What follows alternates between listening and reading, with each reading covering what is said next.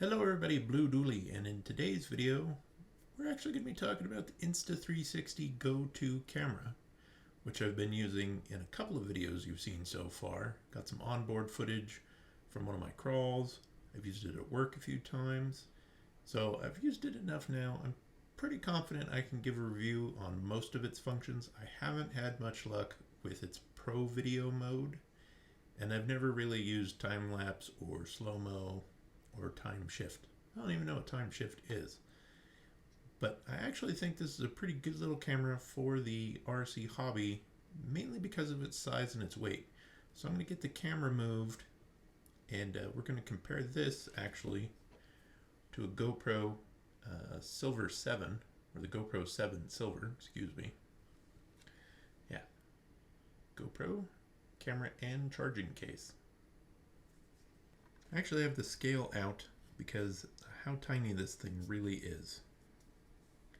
But as I mentioned, this is actually both the camera and its little charge base kind of controller unit all in one. And I'm never going to get this to zoom in, but it says press to connect.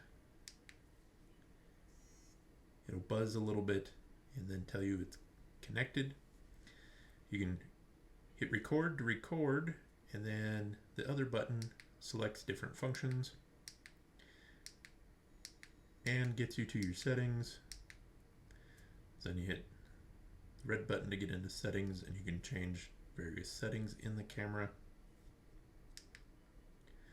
I film in 1440p, 30 frames a second at 16.9 wide resolution. I'm really happy with the footage I've gotten with it in this setting. And as I mentioned, the camera itself is much smaller, as this is just the camera. That's all you need to film. It has a magnet in it, and in one of the videos Tom Lee RC did, he was using it for onboard footage, hit a curb, and that magnet actually kept the camera from falling down a drain, as it actually stuck to the metal drain itself. So that's kind of a big plus in my book. Also, being a magnet mount, you can stick it to anything metal. But besides the camera, there's a little accessory case you can get with it. And it will hold cables. You can put your memory cards in here. And then it comes with several different mounts. Oops, I guess I have to have it all the way in frame. It has two GoPro mounts, and then this is supposed to be magnetic, and it has a threads for a selfie stick. Oops. Let's get him in there. But the one you've actually seen me use a few times for hands-free filming is this clip. And being a magnet, it only goes in one way. And then I've just been clipping it. Oops. You can also turn it on and off by pressing here. There you go. So I found it kind of gives a little awkward perspective on top of the hat bill, but if you clip it under the hat bill, you're less likely to whack it on things, and I think it gives a little better perspective. And then this mount is actually the one I really think is a game changer for those of us in the RC hobby, as this has a reusable sticky surface to it. And if it loses its stickiness, you just rinse it off. But we'll actually stick it to the my scales here, and yeah, it stays stuck pretty good and takes a fair bit of force to even pull it off. So glass surfaces, it stuck really good to the side mirror on the work truck, which I have clips of. We'll put up here in a little bit of onboard from work, my hat, using it on my hat, and then a recent crawler video I did. I'm going to turn the scale on here, and I don't know if you're going to be able to read it, probably just barely. But the camera and this mount, which you can stick however you need.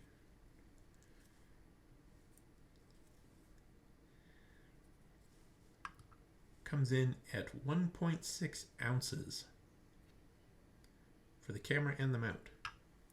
Now for the GoPro 7 Silver, you're up to 3.3 ounces, just the camera.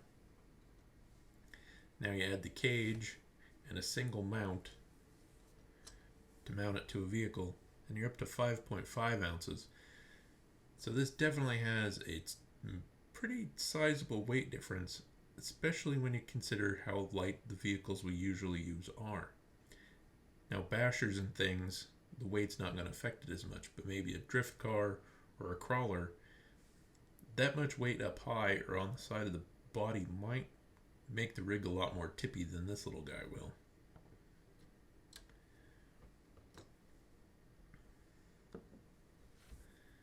But as I said, it sticks to Lexan really well. It sticks to glass really well. I haven't tried it on metal yet, and I haven't stuck it to like a hard body to see if it'll peel paint off. But that might actually give you a good kind of idea how tiny this camera is. We'll zoom in over here, past the pretzel bites and the and I have a grand hauler here.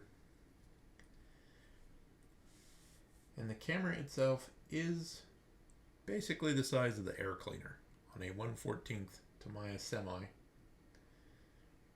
So you can pretty much, with as much flat surfaces on this body, you can stick it just about anywhere. For onboard shots, you can see I'm doing some cardboard aided drafting at the moment for the trailer, but that's for a different video. Runtime on the camera itself, I've probably got 20 to 30 minutes of video footage on a single charge. You pop it back in here, and this whole case will charge it, as well as change the settings. It has a screw hole in for a selfie stick, and then the plug for plugging it into the USB on your computer to download video.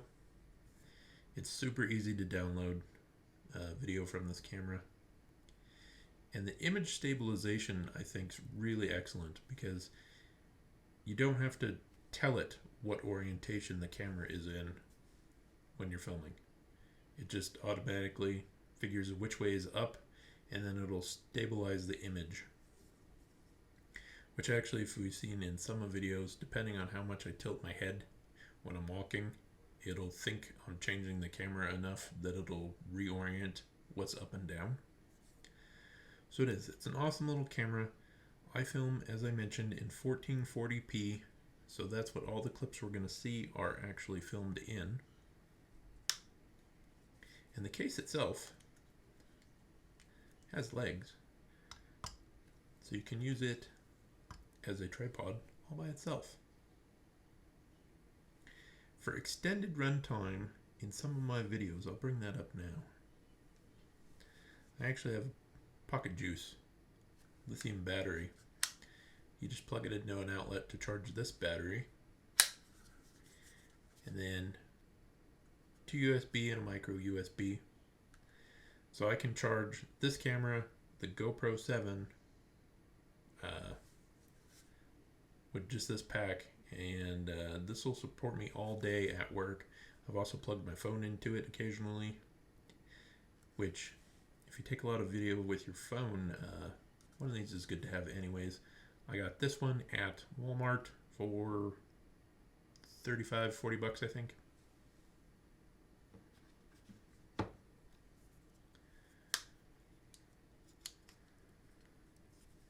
Yeah, awesome little camera. We'll get some video footage up on screen and give you my final thoughts on the camera itself. Well, not sure how good this is going to work or how much video we're going to get.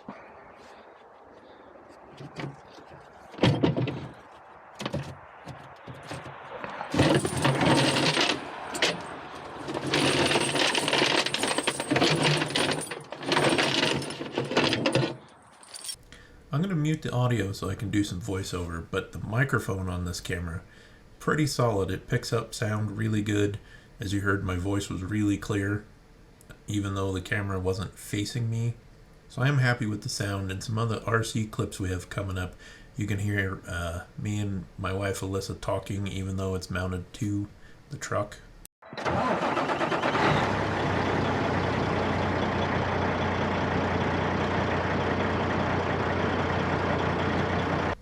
This was the only clip where the image stabilization really couldn't keep up. The mirrors vibrate so much at idle, the image stabilization just couldn't keep up with that much shaking. As you notice, as the truck rolls forward and the truck stops shaking so much, the image smooths out considerably. I'm going to knock it on a rock here. And I have it stuck to the tailgate of my Power Wagon body. At high speed, it does get a little shaky, but I think part of that is just the way it's mounted to the body at the moment. It is just stuck with that sticking out to the tailgate of the truck. And I turn the volume down to 70 from 100%. Hey, James. It's not intending to crawl over your truck or attempt to crawl over your truck. So you can hear my wife and I talk pretty well, even though it's mounted to the truck. We're going to knock it on another rock here and actually separate the body from my magnet mounts. This part, though, with it mounted to the cab, which is a lot sturdier mount than the tailgate, you can really see how much movement the camera can actually compensate for at a slow speed crawl. This particular crawl right here, it just impressed me so much with the camera. So I am pretty confident in recommending it. If you enjoy my content and want to see more, be sure to subscribe. And if you really like the video, hit the like button so I know. And we'll catch you in the next one.